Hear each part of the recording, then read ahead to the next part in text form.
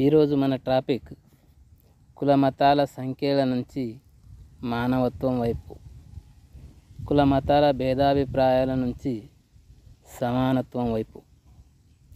సోదర సోదరిమణులారా, మన దేశం ప్రపంచంలోనే ప్రత్యేకమైనది. ఇది అందరికీ గర్వకారణం. కానీ ఒక విషయంలో మనం ప్రపంచంలో అగ్రస్థానంలో ఉన్నాం. అదే కులాల సంఖ్యలో. ప్రపంచంలో ఎక్కడా లేని వేలాది కులాలు భారతదేశంలోనే ఎందుకున్నాయి అని ఎవరైనా తనను తాను ప్రశ్నించుకున్నారా? పుట్టిన క్షణం నుంచి మరణించే క్షణం వరకు మనతో ఉండే ఈ కుల గుర్తింపు, అది మానవ అభివృద్ధికి తోడ్పడిందా? లేక సమాజంలో హెచ్చు తగ్గులను, ఒకరు ఎక్కువ కులం ఒకరు తక్కువ కులం కాకుండా సమానత్వాన్ని సాధించిందా? ఈ ప్రశ్న మనందరం మన హృదయంలో వేసుకోవాల్సిన ప్రత్యేకమైన ప్రశ్న. కులాల మూలం చరిత్రలో వెళుతుదాం. ప్రాచీన కాలంలో వృత్తుల ఆధారంగా వ్యవస్థ ఏర్పడింది. అది కూడా మన దేశానికి బతకడానికి వచ్చిన విదేశీయులైన ఆర్య బ్రాహ్మణుల ద్వారా ఈ వర్ణ వ్యవస్థను ఇక్కడి అజ్ఞానాన్ని ఆసరాగా చేసుకొని విభజించారు. అలా ఆ వృత్తి ఆధారంగా కుల వ్యవస్థగా మారింది. దీంతో పుట్టుకతోనే ఉన్నతుడు, పుట్టుకతోనే తక్కువవాడు అనే ప్రమాదకరమైన ఆలోచన శతాబ్దాల పాటు ఈ సమాజాన్ని చీల్చివేస్తూ వస్తుంది. ఈ కుల వ్యవస్థను నిలబెట్టడానికి మతం, సంస్కృతి, సంప్రదాయాల పేరుతో అనేక మూఢనమ్మకాలను జోడించారు. వీటిని వ్యతిరేకించిన వారిని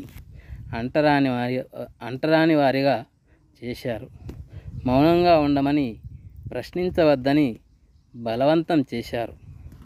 నేటి పరిస్థితిలో యువతపై ఈ ప్రభావం బాగా పడుతుంది.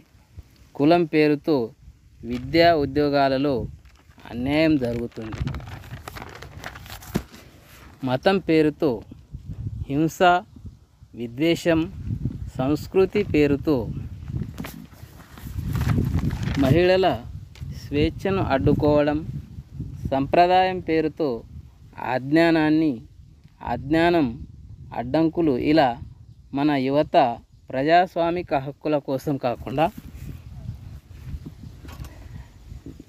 ఈ మన సొంత హక్కుల కోసం పోరాడాల్సిన వారు, ప్రజాస్వామిక హక్కుల కోసం పోరాడాల్సిన వారు మతపరమైన విదేశంలో పడుతున్నారు. ఉద్యోగం కోసం శ్రమించాల్సిన వారు మద్యపానం, మాదక ద్రవ్యాలకు బానిసలవుతున్నారు.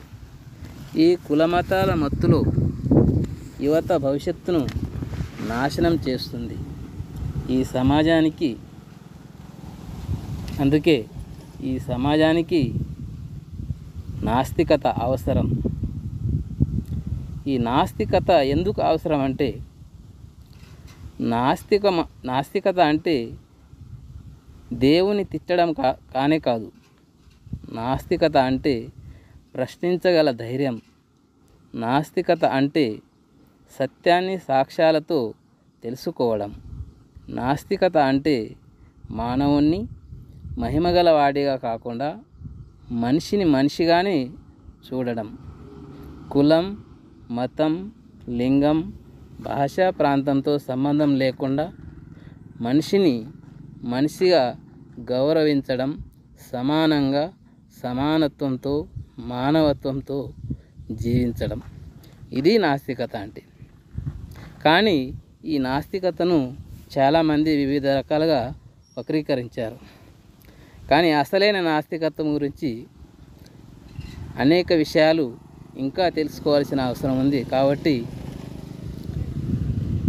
మన సమాజానికి బుద్ధుడు మానవ సమానత్వం మరియు ఈ మానవుడు దుఃఖంలో ఎందుకు ఉంటాడు, దుఃఖానికి గల కారణాలు, అది నివారించడానికి ఎన్నో అంశాలను, నివారణ మార్గాలను బోధించాడు. అంబేద్కర్ గారు కుల వ్యవస్థను సవాలు చేసి రాజ్యాంగంలో అందరినీ సమాన హక్కులు కల్పించాడు. అందరినీ గౌరవంగా జీవించే హక్కులు కల్పించాడు. పెరియార్ గారు మతాధిపతుల ఆధిపత్యాన్ని తిరస్కరించాడు. ఈ మహనీయులందరూ మార్గం ఒక్కటే, అజ్ఞానాన్ని విడిచి విజ్ఞాన మార్గాన్ని అనుసరించడం.